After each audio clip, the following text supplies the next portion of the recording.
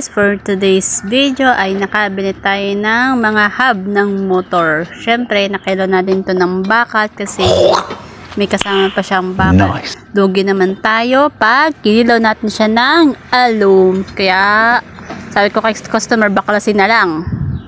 Saka nakabili rin tayo ng e-bike sa halagang secret. Di na tayo lugi dyan kasi may 4 na battery, tubong-tubo na tayo diyan, kaya okay na din yun. Saka may tanso din to sa gulong, siguro mga 0.1 ata to, basta ganon, may tanso din yan, kaya hindi na tayo lugi dito. May mga bakal din, kaya ayan na, baka gusto mong sumakay, ihahatid kita sa ruta mo.